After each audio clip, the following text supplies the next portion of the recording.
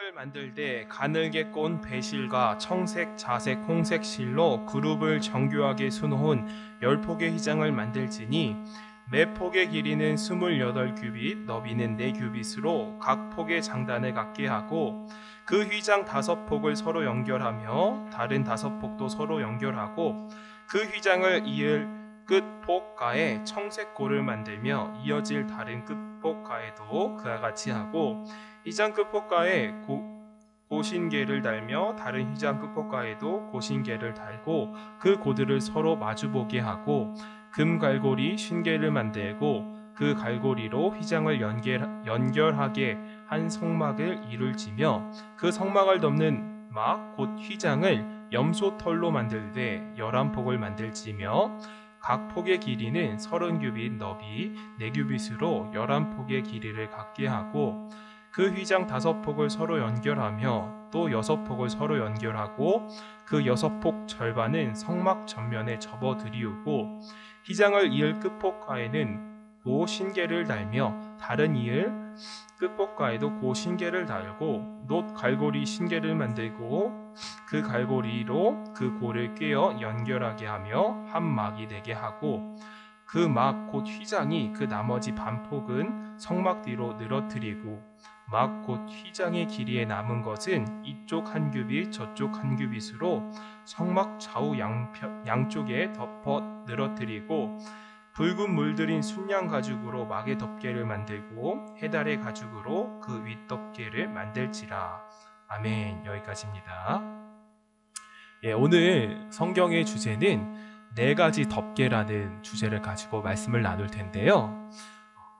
이 4가지 덮개는 구약 시대에 하나님께서 만들라고 하신 성막의 성소의 윗부분에 있는 덮개를 말합니다. 성막은 윗 덮개에 4가지 종류의 덮개로 만들어져 있었는데요.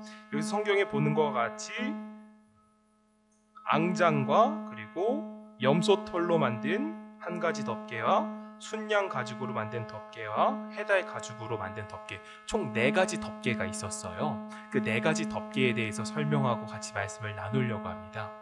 먼저 성경 말씀 한 구절을 더 찾아보도록 할게요. 출애굽기 31장 2절 말씀입니다.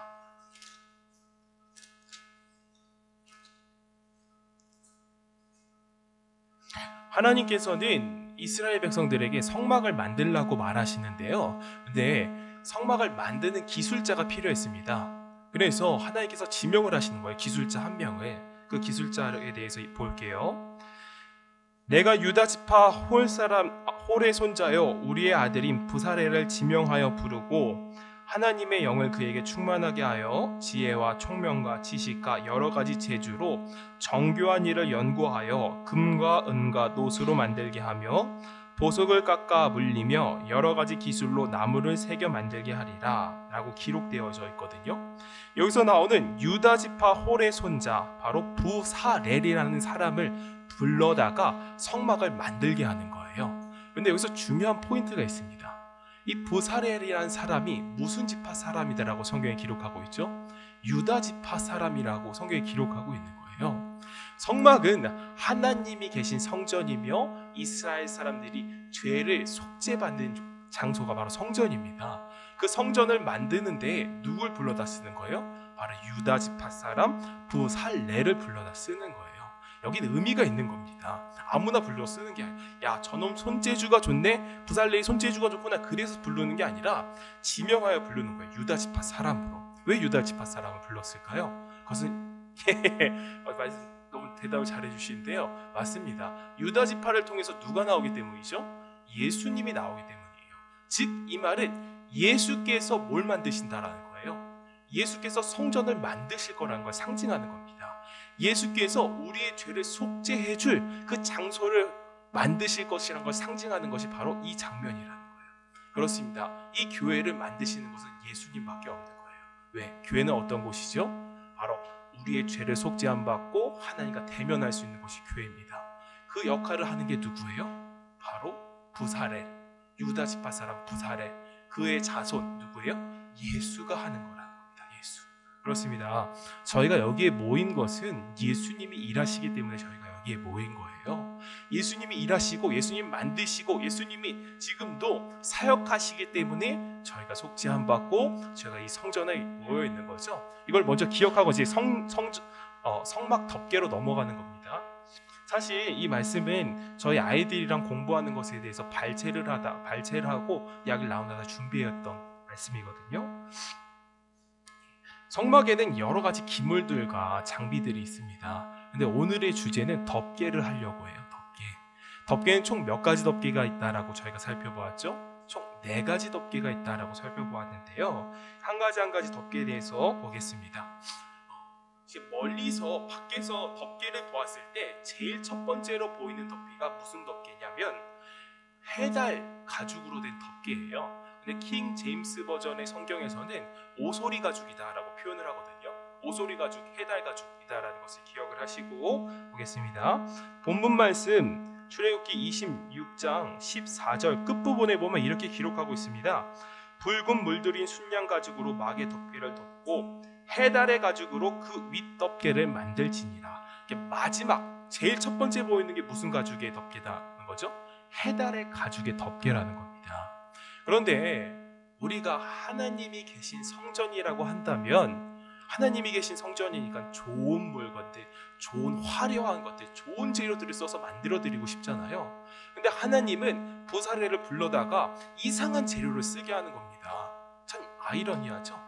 하나님이 계신 곳이라면 아주 좋은 재료를 써다가 좋은 성전에 모셔드리고 싶은 건데 하나님은 그런 거 말고 내가 지명하는 재료를 써라 해서 나오는 재료가 무슨 재료예요? 해달 가죽인 겁니다. 근데 해달 가죽은 미관상 굉장히 보기에 지저분하고 화려한 그런 종류의 천이 아니에요. 해달 가죽이 상징하는 의미에 대해서 먼저 말씀을 볼 텐데요. 성경을 볼까요? 이사야 53장 2절 한번 보고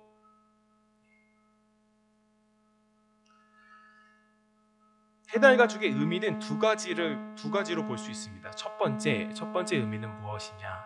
바로 비천하게, 비루하게 오신 예수 그리스도의 모습을 상징하는 건데요.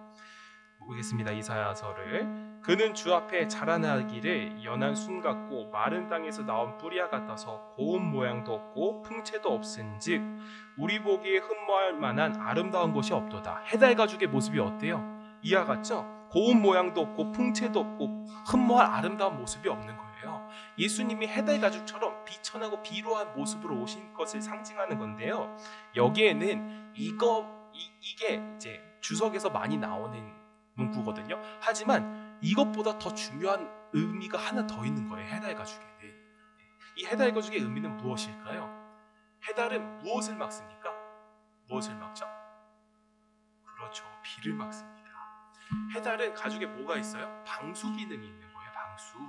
그렇기 때문에 맨 위로 이제 방수 역할을 할 수 있도록 해달 가죽이 맨 위에 덮여 있는 겁니다. 이것은 단순히 방수하는 의미의 성경 말하는 것이 아니라 그 안에 더 깊은 의미가 있는 건데요. 제가 말을 빨리 하느라 그 전에 해야 될 성경 구절을 잠깐 안 봤어요. 이것을 잠깐 저장을 해두시고 머릿속에 저장을 해두시고 구절을 한번 넘어가 볼게요. 그 전 구절로요. 이스라엘 백성들이 여러 가지 제물들을 가지고 성전을 만들었는데 그 제물들이 어디서 났는지에 대해서 먼저 짚고 넘어가야 될 것 같아서 보겠습니다. 출애굽기 12장 35절 36절 말씀입니다. 출애굽기 12장 35절 36절. 이 장면은 무엇인 장면이냐면 이제 6월절이 끝나고 이스라엘 백성들이 홍해를 건너기 전 애굽에 탈출하는 장면이거든요. 애굽에 탈출할 당시 그들이 가지고 있던 재물이 아무것도 없었어요. 근데 하나님께서 역사를 하셔서 애굽 사람들의 재물들을 가지고 나오게 하는 장면이거든요. 볼게요.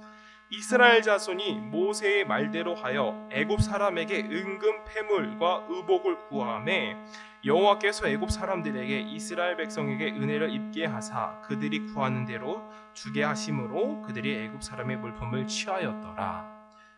이스라엘 백성들이 애굽 사람의 물품을 다 가지고 나오는 거예요. 금과 은과 패물들을 가지고 나오는데 그 패물과 금을 가지고 무엇을 만드는 거예요? 하나님 명령에 따라 성막을 만들게 되거든요. 근데 근데 성막에 쓰여지는 제물들은 상당히 값진 물건들이 하나도 없었어요. 사실상 보면은 되게 흔히 쓸 수 있는 물건들을 가지고 만들어졌거든요. 그렇다면 애굽은 그 당시 세계 최강의 강대국이었습니다. 많은 재물들을 가지고 나왔을 거 아니에요. 남은 재물들을 어떻게 했을까요? 그 성막 만들고 난 다음에 그 다음 장에 35장 다음 장에 무슨 이야기가 나오냐면 이스라엘 백성들이 모세가 시내산에 올라가는 것을 기다리지 못해서 뭘 만들어요? 우상을 만들잖아요. 금소를 만든단 말이에요. 거기다 부는 거예요. 쏟아 붓는 거예요. 애굽에 가져 나온 재물들을 성막 만드는 데 조금 쓰고 금송아지 만드는 데 붓거든요. 여기서 뭘 할 수 있어요? 인간의 무지함에 대해서 알 수 있는 겁니다. 인간의 연약함에 대해서. 하나님은 우리를 향해서 성막이라는 죄사함의 집을 만들려는 건데 인간은 그걸 몰라요. 이해하지 못하고 하나님의 계획을 알지 못하고 그 뜻을 알지 못하는 그 무지함을 보여주는 장면인 거죠. 그것에 다 쏟아붓거든요. 이것은 본문을 이해할 때 조금 더 도움이 될 수 있을 것 같아서 참고 말씀으로 가져온 거고요. 다시 해달 가죽 이야기로 넘어가도록 하겠습니다. 해달 가죽은 방수하는 의미가 있다고 했죠. 근데 이스라엘 사람들에게 물이라는 것은 굉장히 두려운 존재였습니다.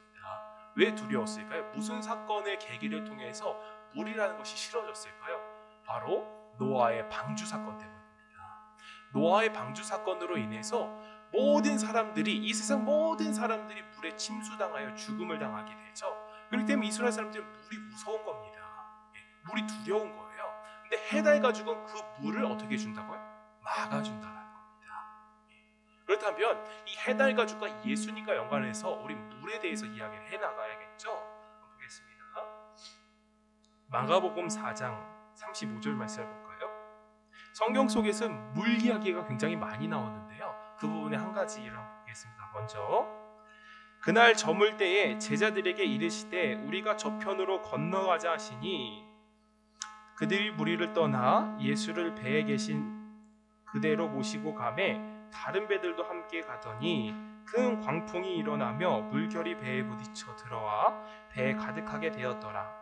예수께서는 고물에서 베개를 베고 주무시더니 제자들이 깨우며 이르시되 선생님이여 우리가 죽게 된 것을 돌보지 아니하시나이까 하니 예수께서 깨어 바람을 꾸짖으시며 바다더러 이르시되 잠잠하라 고요하라 하시니 바람이 그치고 아주 잔잔하여지더라. 이에 제자들이 이르시되 어찌하여 이렇게 무서워하느냐 너희가 어찌 믿음이 없느냐 하시니 그들이 심히 두려워하여 서로 말하되 그가 누구이기에 바람과 바다도 하였더라라고 끝을 내죠. 여기서 보면 무엇을 할 수 있습니까? 35절 한번 볼까요? 35절 제자들에게 이르시되 우리가 저편으로 건너가자 하시니 라고 기록하고 있거든요. 여기서 보면 제자들의 힘으로 자신의 힘으로 바다를 건너려고 하는 거예요. 노를 저어서 이제 가고 있는 거죠. 그런데 무엇을 만납니까? 광풍과 이제 물이 침범하는 이 부분은 마태복음과 누가복음과 요한복음에서 나오거든요. 근데 좀 더 상세하게 보면 어떤 장면이냐면 막 바닷물이 배 안으로 들어오는 거예요. 그래서 그 배가 많이 물이 찼다라고 기록하고 있거든요. 물이 막 계속 들어오는 거예요. 근데 예수께서 뭐라고 합니까? 바다를 꾸짖는 거예요. 어떻게 네가 물이 이 안으로 들어올 수 있느냐? 내가 타고 있는 배에 물이 어떻게 해서 들어올 수 있냐? 꾸짖는 거죠. 광풍을 꾸짖고 바다를 꾸짖는 겁니다. 예수가 계신 그 배 안에 물이 전혀 침범할 수가 없다라는 거예요. 예수가 무슨 역할을 하는 거예요? 방수 역할을 하는 겁니다. 방수 역할을. 그것이 해달 가죽의 의미인 거예요. 이처럼 예수님은 바다 속에서 혹은 물 속에서 물속에 잠겨있던 자들을 꺼내는 장면도 보여주시는데요. 한번 말씀을 찾아볼까요? 보겠습니다. 마태복음 14장을 보겠습니다. 마태복음 14장 22절부터 34절 말씀 보겠습니다. 예수께서 즉시 제자들을 재촉하사 자기가 무리를 보내는 동안에 배를 타고 앞서 건너편으로 가게 하시고 무리를 보내신 후에 기도하러 따로 산에 올라가시더니 저물매 거기서 혼자 계시더니 배가 이미 육지에서 수리를 떠나 바람이 거스므로 물결로 말미암아 고난을 당하더라. 밤 사경에 예수께서 바다 위로 걸어서 제자들에게 오시니 제자들이 그 바다 위에서 걸어오심을 보고 놀라 유령이라 하매 무서워하여 소리 지르거늘 예수께서 즉시 이르시되 안심하라 나니 두려워 말라. 베드로가 대답하여 이르되 주여 만일 주님이시거든 나를 명하여 물 위로 오라 하소서 하니 오라 하시니 베드로가 배에서 내려 물 위로 걸어서 예수께로 가되 바람을 보고 무서워 빠져가는지라 소리질러 이르되 주여 나를 구원하소서. 예수께서 즉시 손을 내밀어 그를 붙잡으시며 이르시되 믿음이 작은 자여 왜 의심하느냐 하시고 배에 함께 오르매 바람이 그치는지라. 배에 있는 사람들이 예수께 절하여 이르시되 진실로 하나님의 아들이로소이다 하더니 그들이 건너가 겟세마네 땅에 이르니라. 저는 이 부분의 말씀을 굉장히 좋아하고 은혜를 많이 느낍니다. 베드로가 믿음이 있었나요? 믿음이 없고 부족한 자였죠. 그래서 물에 빠지는 거예요. 이건 베드로를 욕하려고 말하는 구절이 아닙니다. 전혀. 예수님이 하시는 사역에 대해서 설명하고 있는 거예요. 이 구절은. 베드로 믿음이 약했네. 우리는 베드로보다 더한 믿음을 달라고 기도해야겠네. 그런 이야기를 하는 구절이 아니라 예수님께서 무슨 일을 하시는 분인가에 대해서 설명하는 구절이거든요. 예수님은 무슨 일을 하시는 분입니까? 믿음이 연약한 자, 물에 빠진 자를 건져내는 분이라는 거예요. 물에 빠져 있는 우리들을 건져내러 올 자가 바로 예수라는 겁니다.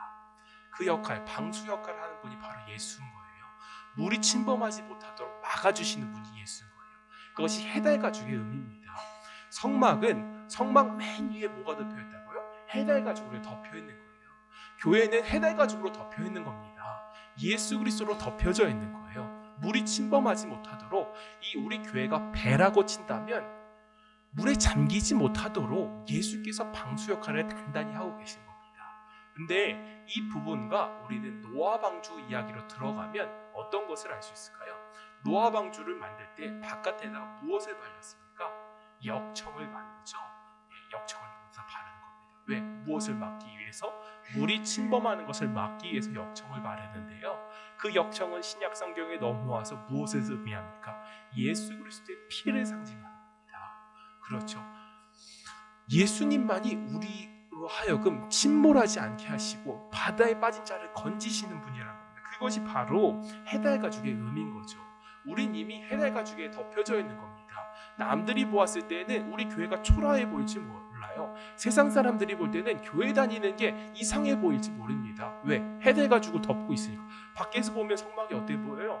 아주 지저분해 보인단 말이다. 해달가죽이 아주 더러워 보이고 아주 흠모할 만이 없을 것처럼 보인다는 거예요. 그것이 바로 교회입니다. 사람들이 보았을 때 교회란 그런 곳이에요. 야, 교회 왜 다녀 하는 곳이 교회라는 곳입니다. 그런데 그 안에 우리가 들어가 있는 이유가 무엇입니까? 예수께서 우리 부르신 이유가 뭐예요? 배를 타고 목적지에 이르기 위해서 이 방수된 곳에 우리를 불러내시는 겁니다. 여기 9절의 맨 마지막에 보면 34절에 보면 이런 말을 하고 있는데요. 그들이 건너가 게네사렛 땅에 이르니, 게네사렛 땅이라는 곳이 있나 봐요. 네? 땅에 이르니라고 기록하고 있죠. 네. 이 말이 무엇입니까? 예수가 물이 들어오는 것을 막아주심에 그리고 꾸짖으심에 우리가 어디에 이르렀다는 거예요? 목적지에 이르렀다는 겁니다. 예수님께서 여기 22절에 보면 이렇게 말을 하거든요. 배를 타고 앞서 건너편으로 가게 하시고 라고 기록하고 있죠. 야, 너네 절로 가라고 기록을 한단 말이에요. 목적지를 정해주시는 거예요. 우리의 목적지도 있죠. 우리도 천국이 목적지입니다. 예수님께서 목적지를 말씀을 해주시는데 우리의 힘으로 너를 저보고 가는데 풍랑이 어때요? 세니까 못 가잖아요. 예수님 꾸짖어주시는 거잖아요. 그리고 그 이후에 뭐라고 기록합니까? 마지막 절에 그들이 건너가 게네사렛 땅에 이르니, 어렵네요. 게네사렛 땅, 게네사렛 땅에 이르니라고 기록하고 있죠. 이렇게 목적지에 도착하는 것을 볼 수 있습니다. 이 물이 침범하지 못하는 것에 대해서는 이제 좀 이따 다시 더 한 번 더 설명하도록 하겠습니다. 이제 4가지 덮개 중에 맨 처음으로 보이는 해달 가죽의 덮개를 우리는 이제 이해를 했죠. 그 다음 본문 말씀으로 넘어와서 출애굽기 26장 14절 말씀 한번 보겠습니다. 이제 해달 가죽을 이제 띄어내 보는 거예요. 그 다음 거가 뭐가 있는지 보는 겁니다. 보겠습니다. 출애굽기 26장 14절 말씀. 붉은 물들인 순양 가죽으로 이렇게 기록하고 있거든요. 순양 가죽으로 막의 덮개를 만들고 해달 가죽으로 그 윗덮개를 만들지니. 해달 가죽 위에 무슨 덮개가 있는 거예요? 붉은 물들인 수양의 가죽이 있는 겁니다. 붉게 물들어진 순양의 가죽이 그 다음 덮개를 위치해 있는 것인데요. 이것도 마찬가지로 의미가 있는 겁니다. 그때 당시에는 성막을 만들기 위해서는 여러 가지 재료가 있었는데 비교해 볼 수 있는 것이 이게 있거든요. 조각목이라는 나무가 있고 백향목이라는 나무가 있습니다. 솔로몬은 자신의 성전을 백향목으로 지었어요. 왜? 백향목이 단단하고 무슨 건물을 지을 때 아주 유용하고 좋은 재질 때문에 백향목을 가져다 지었습니다. 근데 하나님은 성막을 지을 때 무슨 나무를 쓰시죠? 조각목을 쓰신단 말입니다. 아주 좋지 않은 재료들로 다 쓰는 거예요. 아주 볼품없는 재료들로. 이유가 뭐예요? 뭔가 상징하고 있기 때문에 그 안에 의미가 있기 때문에 여러 가지 재료를 쓰시는 겁니다. 이 물건들. 그러니까 이 성경에서 말하고자 하는 재료들은 단순히 이것으로 썼다라는 걸 증명하는 것이 아니라 그 안에 의미가 있는 겁니다. 그래서 우리 해달의 의미를 보았고 그 다음 이제 붉게 물들인 순양의 가죽을 보겠습니다. 성경의 말씀을 볼까요? 성경 속에는 순양 이야기가 굉장히 많이 나오는데요. 대표적인 것들만 몇 개까지 보겠습니다. 창세기 22장 13절 한번 볼까요?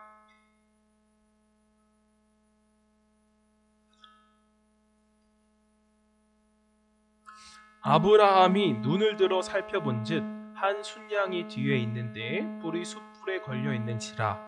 아브라함이 가서 그 순양을 가져다가 아들을 대신하여 번제로 드렸더라. 다음 장 보겠습니다. 이사야 53장 7절 말씀. 이사야 53장 7절 말씀. 그가 곤욕을 당하여 괴로울 때에도 그의 입을 열지 아니하였으므로 마치 보수장으로 끌려가는 어린 양과 털 깎는 자 앞에 잠잠한 양같이 그 입을 열지 아니하였도다. 여기서 공통된 것은 무엇입니까? 순양이 하는 역할이 무엇이죠? 대신 죽어주는 제물의 역할로 나온단 말입니다. 그러니까 붉게 물들인 순양의 가죽을 덮개로 써라 라는 말은 순양의 가죽인데 붉게 물들인 거예요. 이유가 있을 거 아니에요. 붉은 피, 예수의 피를 상징하는 거거든요. 그러니까 예수 그리스도의 피 묻은 그 몸을 상징하는 겁니다. 봅시다. 방수로 하는 것이 누구를 상징하죠? 예수를 상징합니다. 그리고 예수 그리스도의 죽음을 상징하는 것이 붉게 물들인 순양의 가죽인데요. 그러니까 이 교회라는 곳, 우리가 지금 머물러 있는 이 교회라는 것이 누가 덮고 있는 것이에요? 예수가 온전히 우리를 덮고 보호하고 계신 것입니다.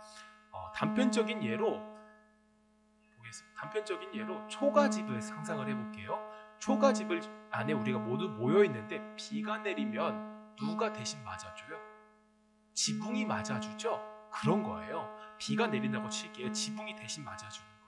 물이 쏟아지면 위에서 물이 쏟아지면 예수가 우리를 대신해서 맞아주시는 거예요.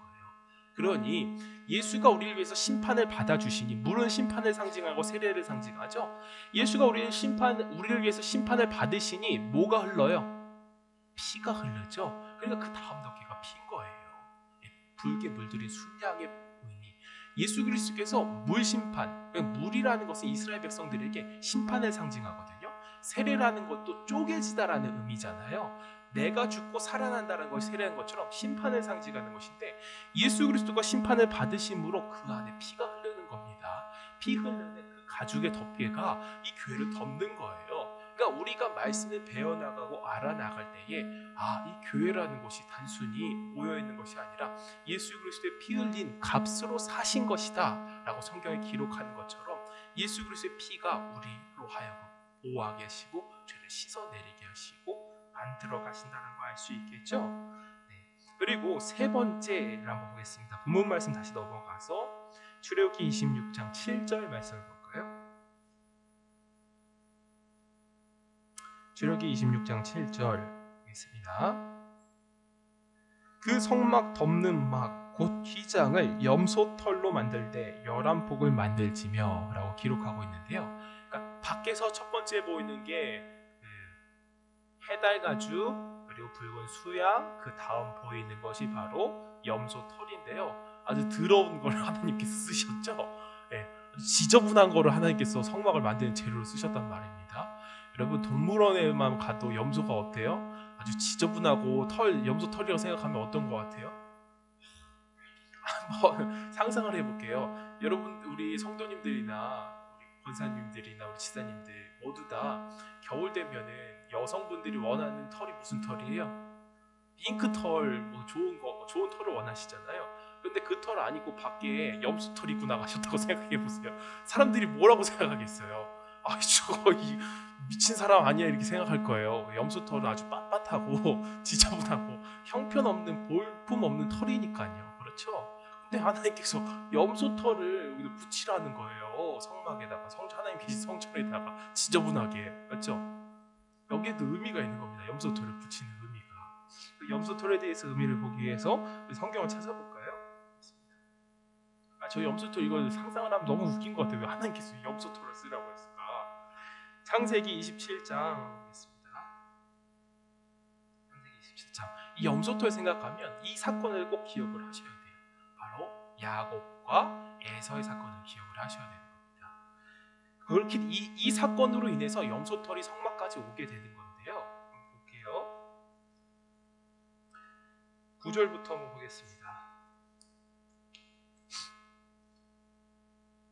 염소떼에 가서 거기서 좋은 염소 새끼 2마리를 내게로 가져오면 내가 그것으로 내 아버지를 위하여 그가 즐기는 별미를 만들이니 내가 그것을 내 아버지께로 가져다 드려서 그가 죽기 전에 내게 축복하기 위하여 잡수시게 하라.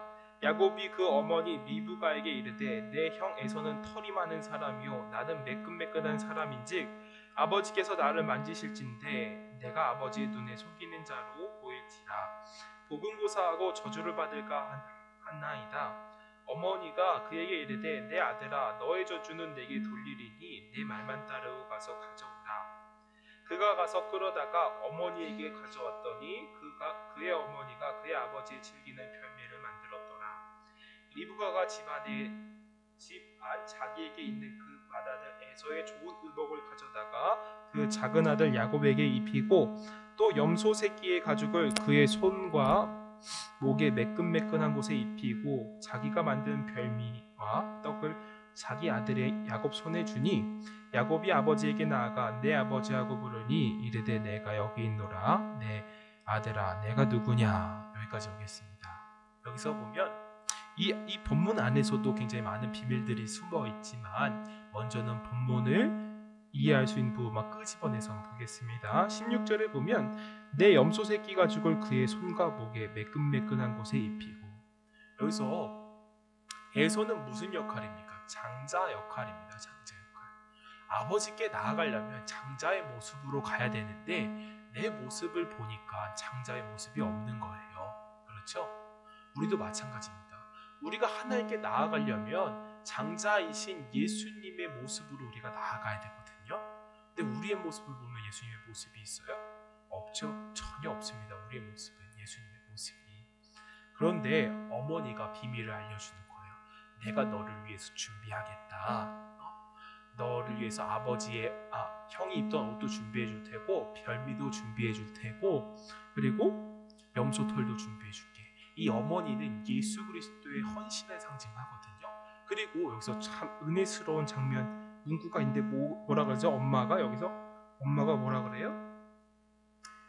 내 아들아 너의 저주는 내게 돌리리니 라고 이야기하죠. 예수님이 우리가 받아야 할 저주를 다 가지고 죽으시는 거예요. 이 엄마가 말하는 것처럼. 여기 예수님의 심정이 들어있는 겁니다. 그런데 이 염소털을 붙이고 아버지께 나아가니까 아버지의 눈이 침침한 상태에서는 그를 확인해 보니까 이놈이 장자 맞구나 해서 그를 축복을 하죠. 그의 장자권을 그에게 준단 말입니다. 여기에는 성경 안에 비밀이 있잖아요. 무엇입니까? 예수 그리스도가 자신의 옷을 우리에게 주심으로 우리가 예수님의 옷을 입고 장자의 모습으로 하나님께 나아가게 될 거다라는 비밀인데요. 예수님은 이 염소털이 상징하는 바는 단순합니다. 장자의 옷입니다. 장자의 옷. 장자의 옷이거든요. 그런데 이 성막을 지을 때 뭘 쓴다고요? 염소털을 쓰래요. 염소털로 여기를 덮으래요. 즉 교회는 성경에서 말하기 장자들의 총회다, 장자들의 모임이다라고 성경에 기록하거든요. 뭐가 덮여있기 때문에 우리가 장자의 모임인 거예요. 염소털이 여기 덮여 있으니까 장자의 모임이 되는 거예요. 염소털이 어떻게 덮였습니까? 예수님께서 자신의 옷을 우리에게 주심으로 여기 염소털이 덮이는 거예요. 예수님께서 언제 우리에게 옷을 주셨죠? 그렇죠. 십자가에 달려 돌아가시기 전 채찍질을 당하시고 로마 병정들에게 매질을 당한 다음에 예수님께서 옷이 찢겨지잖아요. 예수님이 가진 옷이 찢겨집니다. 그 옷이 찢겨지고 난 다음에 무슨 일을 하죠? 제비를 뽑죠. 제비를 뽑아서 나눠주는 거예요. 로마 병정들에게 나눠주는 거예요. 로마 병사들은 무슨 사람입니까? 이방인이죠. 이방인. 우리 이방인이 어떻게 예수님의 옷을 얻을 수 있냐고요? 우리 동양인이, 아시아 사람이 어떻게 예수님의 옷을 입을 수 있냐고요? 예수님께서 자신의 옷을 찢어다가 제비를 뽑힌 사람들만 이곳에 모인 거예요. 우린 제비 뽑힌 사람들입니다. 장자의 옷을 그때 받은 거예요. 저는 이 말씀을 가지고 아이들이랑 매번 이야기를 하거든요. 애들, 야, 너 오늘 예수님 옷 입고 왔어? 물어봐 애들한테. 나 오늘 청바지 입고 왔는데? 청바지가 예수님 옷 어디다 놨어? 아, 예수님이 거기 십자가 달려있는 걸 줬잖아요. 이러거든요. 애들이랑 하면 재밌어요. 애들 잘 이해해가지고. 그렇습니다. 우리는 지금 여기에 모인 이유가 예수님의 십자가에 달려 돌아가시기 전 우리에게 옷을 찢어서 나눠주셨어요. 나눠줬기 때문에 우린 여기에 모인 겁니다. 장자의 옷을 모두 다 입고 있는 거예요. 우리 성도님들 때로는 현혹되면 안 됩니다. 아, 나 하나님 앞에 가면 내 모습 초라할 것 같아. 저도 항상 그거 느끼거든요. 하나님 앞에 가면 무서울 것 같은데 이렇게 느끼는데 성경이 기록하고 있는 거예요. 성경이. 우린 장자들로 하나님 앞에 나아가는 겁니다. 그 말 있잖아요.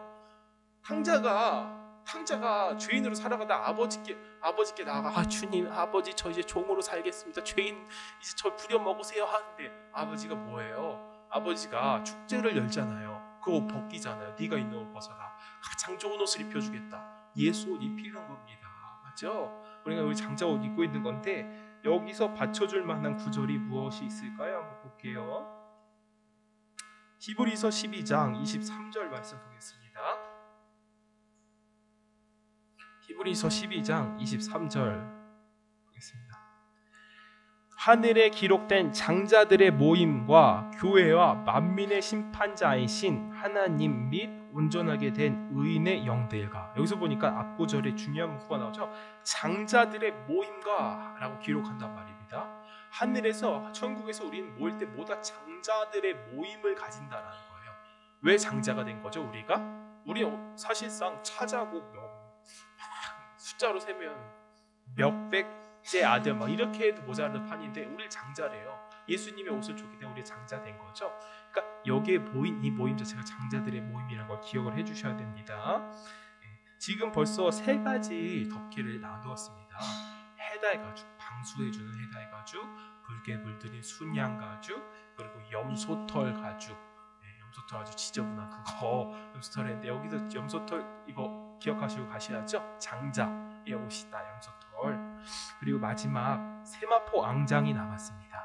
마지막으로 더 넘어가면 세마포 앙장인데요. 성막의 구조를 보면 이게 밖에서 볼 때는 아주 더러워 보이고 아주 흠모할 만한 것이 없어 보이거든요. 네, 첫 번째 보이는 게 뭐기 때문이에요? 해달 가죽이니까 뭐 보이겠어요. 근데 안으로 들어갈수록 이 성막의 모습이 화려하고 성막의 문양들이 아주 아름다워요. 색깔들이 그런 것과 같습니다. 우리가 예수 그리스도를 알아가고 깊이 들어가면 이 교회라는 공동체가 얼마나 아름다운 곳이고 교회 하나님의 은혜가 얼마나 깊은 곳인 것을 알아갈 수 있는 거죠. 그래서 마지막에 나오는 것이 이 앙장인데, 앙장이라는 것은 2가지로 분류가 되거든요. 위로 싸는 덮개, 마지막 덮개와 휘장, 하나님의 지성소 앞으로 들어가는 휘장과 모양이 똑같아요. 그러니까 앙장은 두 가지로 되어 있는 겁니다. 이렇게 위 덮개 그리고 앞, 문, 커튼, 휘장이 이렇게 되어 있는 건데요. 보겠습니다. 본문 말씀으로 다시 넘어가 볼까요? 출애굽기 26장 1절 한번 보겠습니다. 1절.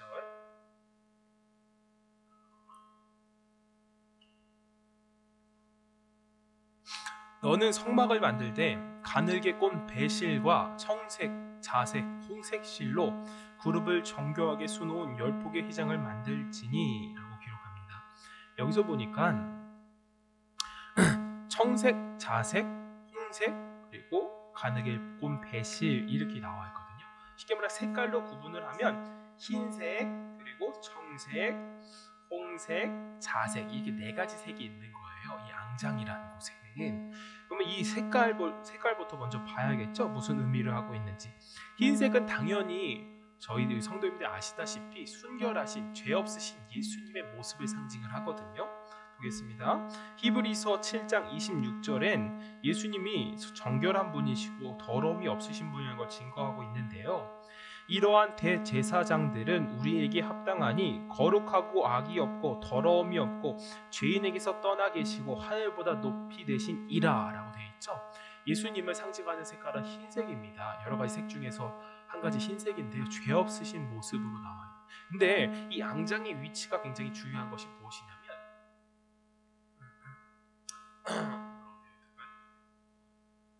기역자라고 좀 생각해 주시면 될 것 같아요. 기역. 위에를 덮개 있고 그리고 문으로 되어 있고 기역자라고 좀 상상을 해주시면 될 것 같은데요.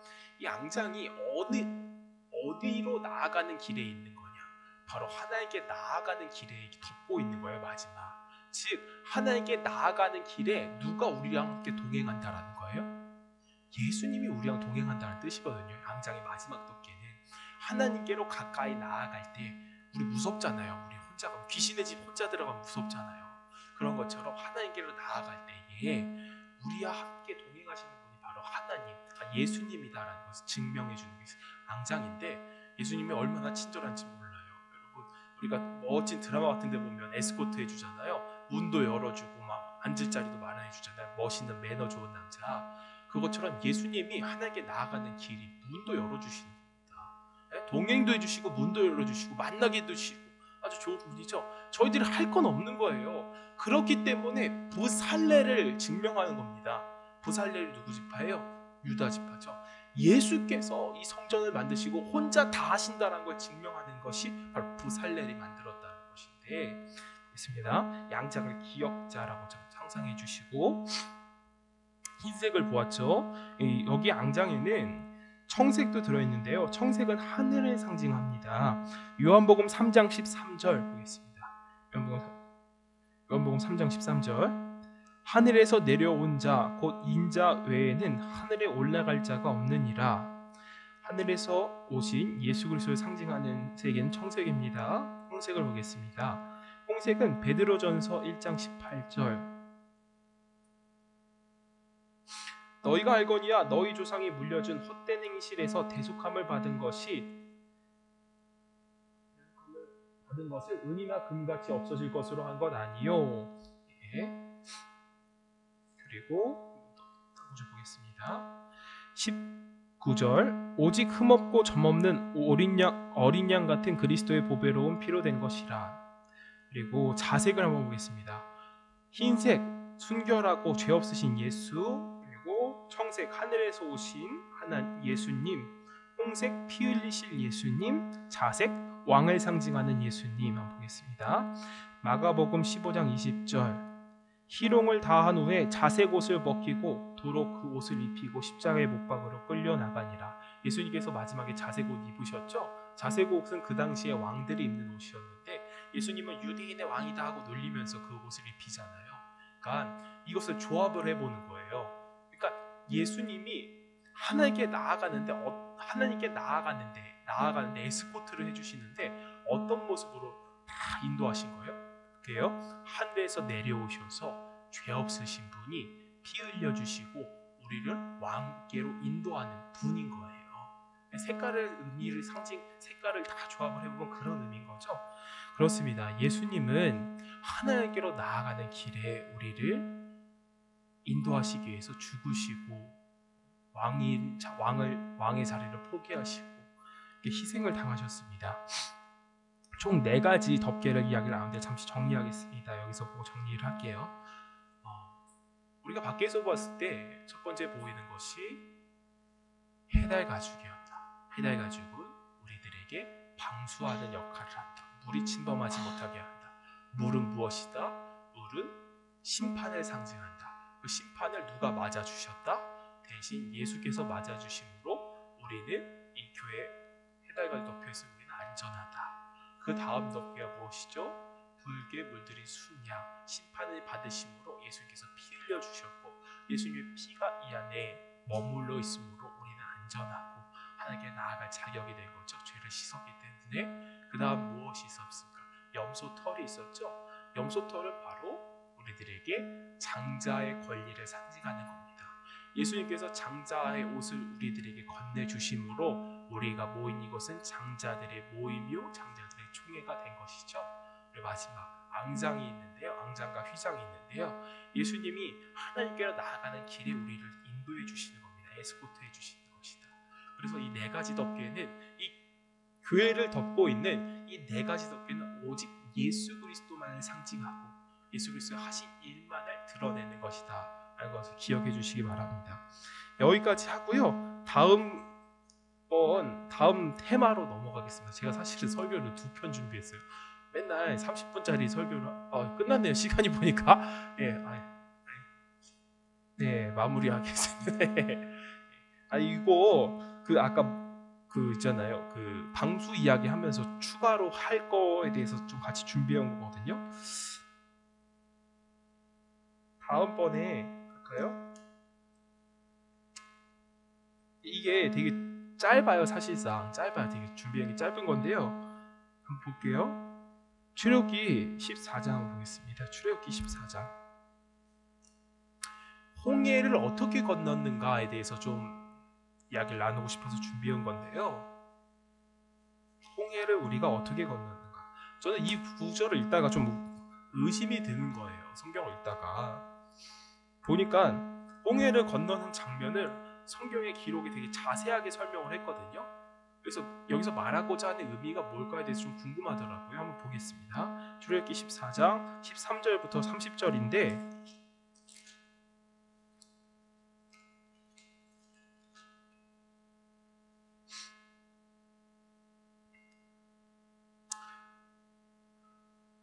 모세가 백성에게 이르되 너희는 두려워 말고 가만히 서서 여호와께서 오늘 너희에게 행하시는 구원을 보라. 너희가 오늘 본 애굽 사람을 영원히 다시 보지 아니하리라. 여호와께서 너희를 위하여 싸우시리니 너희는 가만히 있을지니라. 그렇습니다. 구원은 하나님 예수님께서 혼자 하시는 거예요. 여호와께서 모세에게 이르시되 너는 어찌하여 내게 부르짖느냐. 이스라엘 자손에게 명하여 앞으로 나아가게 하고 지팡이를 들고 손을 바다 위로 내밀어 그것을 갈라지게 하고 이스라엘 자손이 바다 가운데 마른 땅으로 행할지니라. 이 16절에 보면 마른 땅으로 행하게 될 것은 창세기에 이미 나도 기록되어 있죠. 창세기 1장에 보면 하나님께서 아랫물과 윗물을 나누게 하시고 물을 또 나누셔가지고 갈라가지고 마른 땅을 만드시잖아요. 이 마른 땅이라는 것은 성경적으로 보면 새 땅을 상징하거든요. 그러니까 새 땅을 만드실 것이라는 것을 비유하는 겁니다. 이 부분은.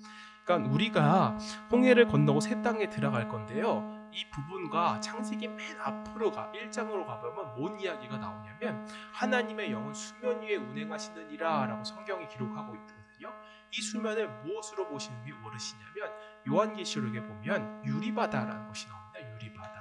유리바다는 하나님이 계신 이렇게 상상하시면 돼요. 저는 하나님은 아니지만 하나님이라고 생각을 하고 하나님이 여기 있으면 이 나무 판때기가 유리바다예요. 그 밑이 땅인 겁니다. 유리바다 건너서 우리는 천국에 들어갈 것이라고 성경이 기록하는데 하나님의 영은 수면 위에 운행하시느니라 라고 기록하는 것은 하나님이 여기 서 있으면 바로 밑에 유리바다고 그 밑이 온 세상 이 땅을 상징하는 건데요.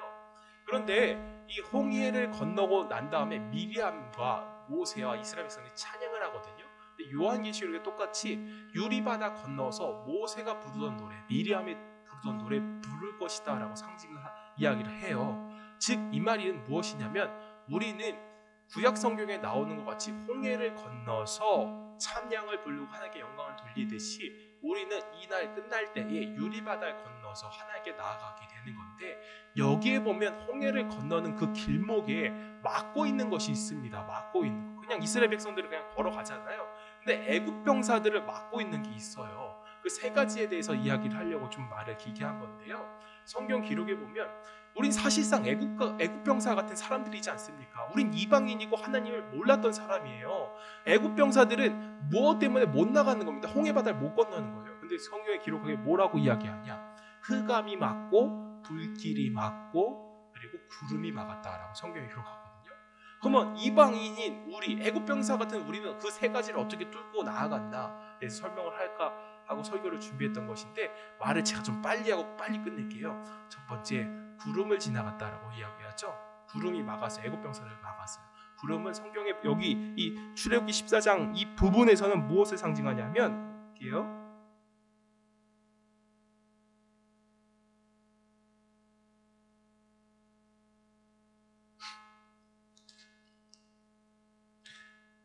마가복음 15장 38절이라고 제가 여기 적어왔는데 이 구절을 한번 보겠습니다. 이 구름을 보겠습니다. 구름이라는 것이 출애굽기 여기 14장에 보면 천군과 천사들을 상징을 해요. 구름이 여기 이 부분에서는 하나님이 사역하는 곳에 구름 기둥, 불 기둥하는 것은 하나님께서 임재하시는 것도 상징하지만 천군과 천사를 상징하기도 하거든요. 근데 우리는 구름 기둥을 어떻게 지났죠? 천군과 천사를 어떻게 우리는 뚫고 지나갔을까요? 예수님이 휘장을 찢으실 때 그 앙장의 모양이 무엇이에요? 천사들의 모양이거든요. 예수님이 십자가에 달려 돌아가시면서 이제 너희들 들어갈 수 있다 하면서 천사들의 길을 헤쳐버리는 겁니다. 누구나 들어가라. 그러면 우리가 애굽 병사 같은 우리가 구름을 어떻게 뚫는 거예요? 예수님이 십자가에 달려 돌아가실 때 휘장이 찢어짐으로, 휘장이 찢을 때 그 모양이 천사들의 모양인데 천사들이 갈라짐으로 우리 구름을 지난 것이고, 흑암이 또 애굽 병사들 막았다고 하거든요. 흑암은 어떻게 우리는 알 수 있을까요? 흑암이 어떻게 떠나갈까요? 빛이 오면 흑암이 떠나는 겁니다. 근데 예수 그리스도가 빛이라고 성경에 구구절절히 이야기하고 있죠.